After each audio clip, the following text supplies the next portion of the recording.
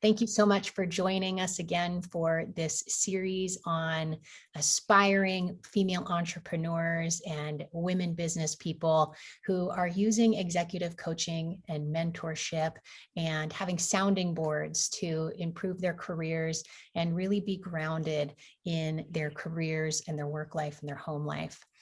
This evening, we're speaking with Vanessa Bennett, who's joining us from Australia. Good morning, Vanessa.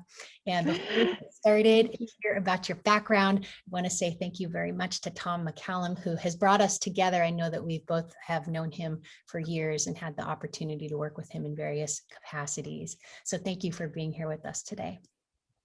Thank you so much for having me. You're very welcome, and would love to hear more about your business. Would you share with us about your world there in Australia and what you're up to with your work? Yeah, absolutely. And I guess it's kind of a very important time for this kind of work as well. So our business is called Next Evolution Performance, and we are all about human performance coaching. So think about business coaching is coaching all your business processes and systems and approaches and things like that, whereas we are all very much into coaching the humans in the business. So we look at leaders, we look at teams, especially senior leaders, and how do you really get the most out of your people, and focusing on getting the performance up. But at the same time, how do we make sure that we get any propensity for burnout and mental health problems and physical health problems that come associated with that burnout, which manifests itself in different ways for different people. How do we make sure that we avoid that? And prevention is something that is way better and way easier than cure in that space. So we don't just focus on the performance side of things, we focus on making sure that it's free from burnout so that that performance is sustainable. And we take it from a number of angles. We look at it from a productivity point of view. How do you use a lot of neuroscience to get more done in less time with less effort? And it's very scientific in terms of the basis that we use our approach in all aspects. And we also do a lot of work on the mindset side of things as well. So how do you make sure that you've got the right mindset for performance?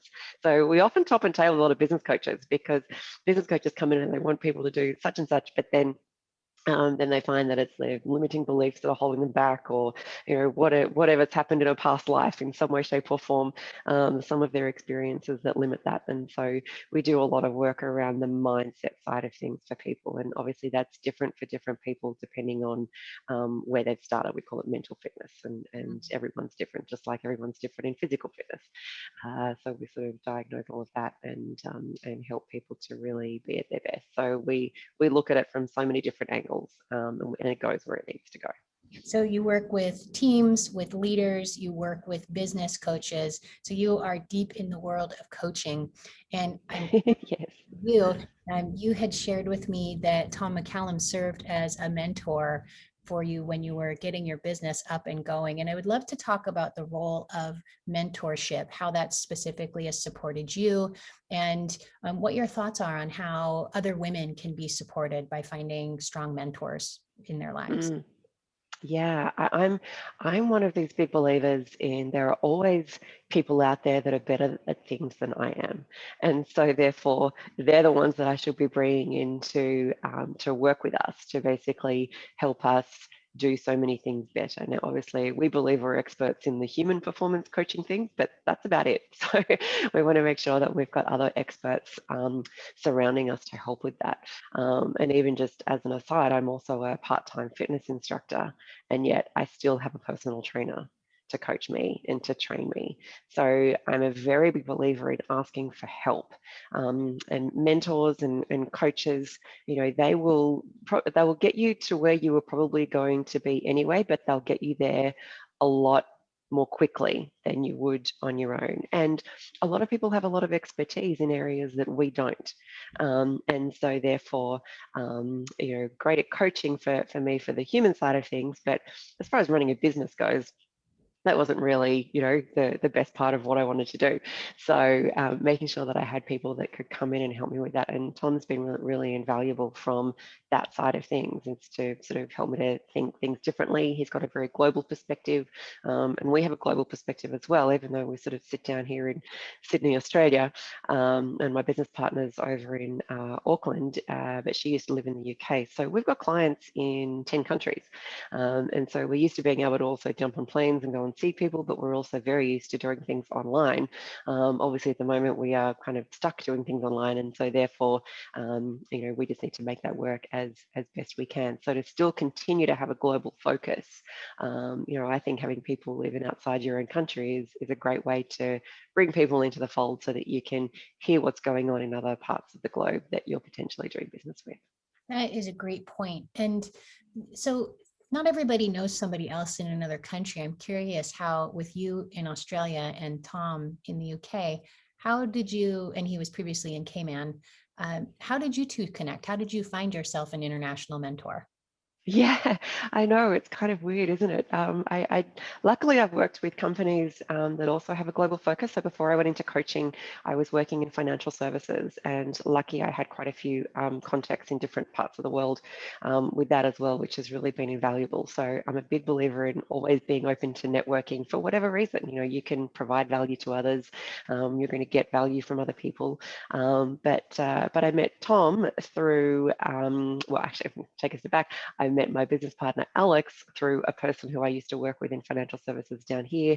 He then went into business coaching. He had a global focus with his firm, and then Tom was part of that. So I met Alex and Tom as part of that global network.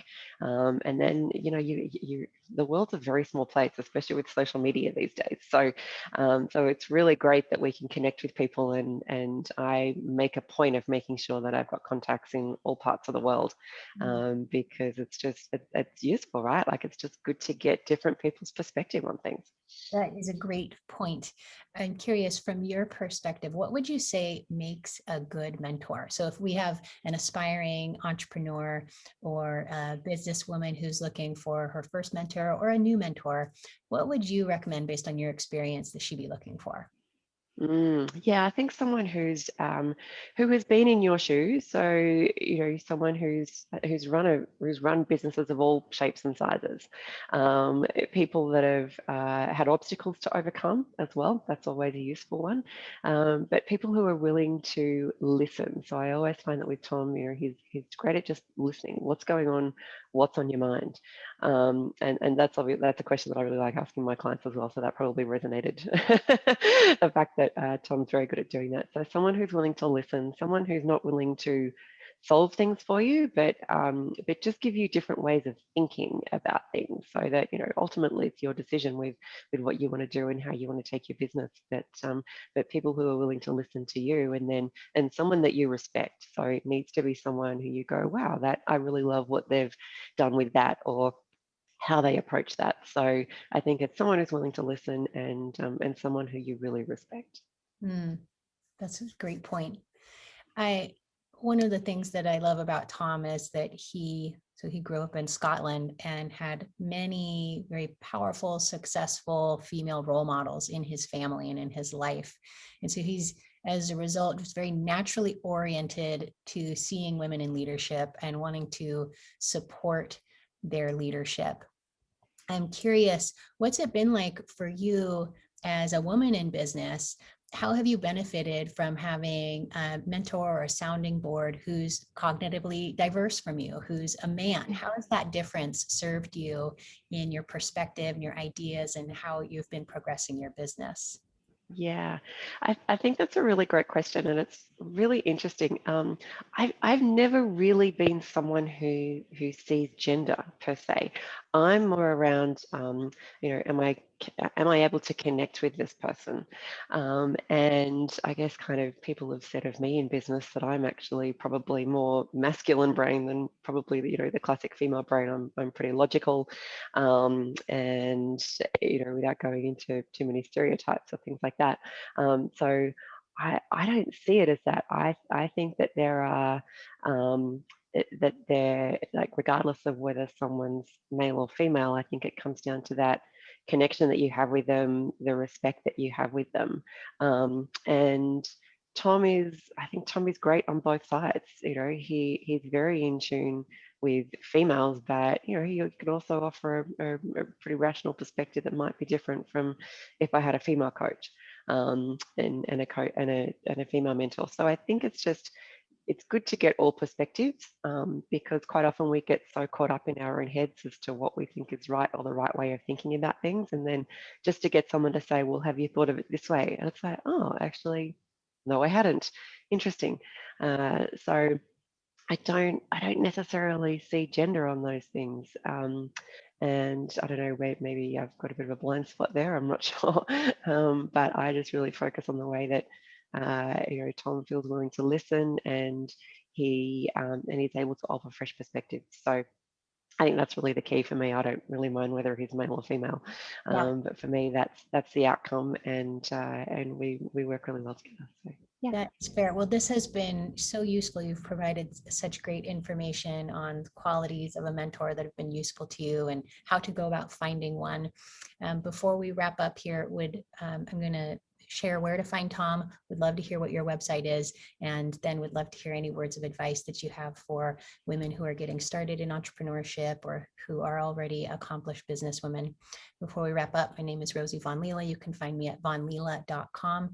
I'm always happily tweeting on Twitter at Rosie Von Leela. You can find Tom at tommccallum.com. Vanessa, would you tell us where we can find more about your business? Absolutely. So we're at nextevolutionperformance.com. Very easy to stalk on social media, LinkedIn. LinkedIn is probably our main platform that we are on as far as social media goes. So we'd love to connect with you there, both on the Next Evolution Performance page and also for me personally, Vanessa Bennett. So love to see you there. And I think to sort of wrap up a few words for aspiring entrepreneurs. I think firstly, it is very much a big thing around mindset. You know, you need to believe in yourself more than anyone. Whatever it is that your business is, whether it's selling a product or a service, whatever that is, you need to believe in that more than anyone else. And surround yourself with people who also support you in that and who believe in you, and move on from others who don't really last. It's all around who you support, who you choose to support yourself with, and who you choose to be in your circle. So make sure you choose really awesome people to help you, and get help as soon as possible. Before you think you're ready, before you think you can afford it, it doesn't matter. Outsource things as much as you can. You need to spend as much time focusing on you doing your best work, and think about it not from a time perspective, but from an energy perspective. We do a lot of work around cognitive energy with people, and we need to stop thinking about how long things take and how long you want to spend doing certain tasks. It's how much energy do you want to spend on certain tasks, and what is in and what is out. You need to make sure that you are making every bit of cognitive energy count. And so I can't stress enough how important it is to get help around you, outsource, get different perspectives, and just fast track things as quickly as you can, well before you think you're ready. That insight is golden. Thank you, Vanessa. And to everybody at home, thank you so much for joining us today for this conversation. And we will talk to you soon. Take care.